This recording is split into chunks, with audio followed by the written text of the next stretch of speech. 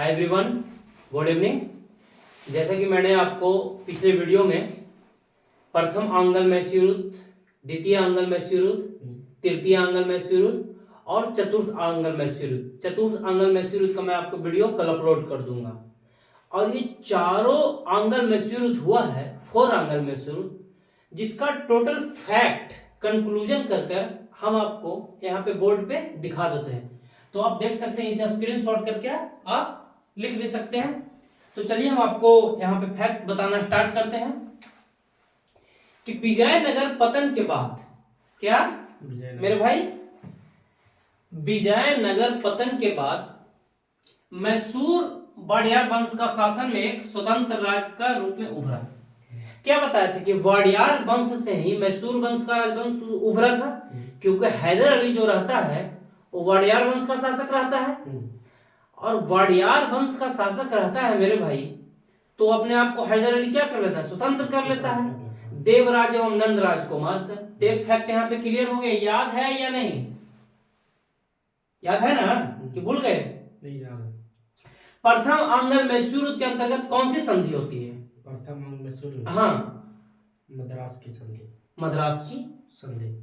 हाँ, और दूसरा में मंगलोर की संधि, और तीसरा में श्रीरंगपट्टनम। हाँ, तो हैदर, देखो अब यहाँ पे क्या लिखा हुआ, हैदर एक समान सिपाही से, देखो हैदर, मात्र हैदर देखो समान सिपाही था। जैसे कि कोई यहाँ पे थाना में कांस्टेबल है, भले कांस्टेबल अपना आपके 30 मार्क का समझता है, लेकिन कांस्टेबल ऐसा कुछ है नहीं है। वो पहले वीडियो में बोल रहा है, कांस्टेबल के पास कुछ पावर है ही नहीं भाई। लेकिन वो जो बच्चा ग्रुप डी से बीपीएससी निकाला, देखो कितना बड़ा, हमारे लिए भी वो मतलब मोटिवेशन का काम कर सकता है, तुम्हारे लिए भी कर सकता है, सबके लिए काम कर सकता है।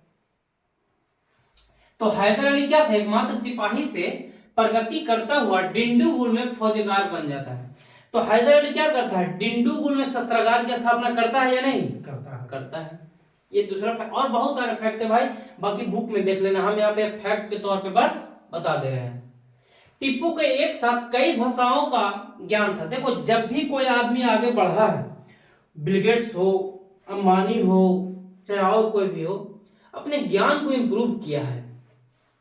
भले बिल गेट्स पढ़ा हुआ नहीं था, लेकिन बाद में बहुत पढ़ा हुआ बुक। अंबेडकर जी अपने ज्ञान के बदौलत चरम सीमा पे हैं। जैसे कि देखो, अरबी भाषा जानता था, फारसी भाषा जानता था, उर्दू भाषा जानता था, कन्नड़ भाषा जानता था, आदि के इतना भाषा का ज्ञान था टिप्पू को। सोच रहे हो? टिप्पू ने अपने पिता हैदर अली के विपरीत शाही उपाधि धारण नहीं की, बादशाह की उपाधि धारण की। तुम्हारे को कंफ्यूजन हो शाही और बादशाह में क्या अंतर है, इस पे डिटेल में हम वीडियो बनाकर बता देंगे, ठीक है? शाही मतलब शाही उपाधि का धारण नहीं करता है टिप्पू, क्या करता है, बादशाह की उपाधि। अपने नाम से वो सिक्के भी जारी करता है। कौन? टिप्पू सुल्तान। उसने अपनी राजधानी कहाँ बनाया था टिप्पू सुल्तान? श्रीरंगपट्टनम में बनाता है। और स्वतंत्रता का क्या ब्रिज भी लगवाता है, तथा जैकोबिन क्लब का सदस्य बनता है। कौन? टिप्पू सुल्तान। और देखो, एक फैक्ट क्वेश्चन है कि प्रथम बार रॉकेट का प्रयोग कौन करता है? टिप्पू सुल्तान। देखो यहाँ पे लिखो, सब ये उतार लेना अपने कॉपी में, ठीक है? टिप्पू को सीधा साधा दैत्य कहा जाता है। टिप्पू को दैत्य कहा ही जाएगा भाई, अगर तुम डिसिप्लिन में रहोगे तो तुमको कहा ही जाएगा बड़ा स्वार्थी है। तो टिप्पू दैत्य मतलब लड़ना जानता था। टिप्पू उसकी वीरता के कारण शेरे मैसूर कहा जाता था। उसका प्रतीक भी था क्या, शेरे मैसूर। ये सब होगा बुक लिस्ट में होगा, ये सब याद करके रटना है, ठीक है?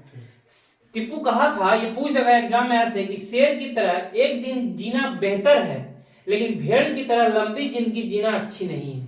कौन बोला था? टिप्पू सुल्तान। ये कोटेशन दे देगा, पूछेगा ये कोटेशन कौन बोला, तो टिप्पू सुल्तान। तो उम्मीद करते इतना सारा फैक्ट आपको समझ में आएगा और आप कॉपी में नोट कर लेना। Thank you.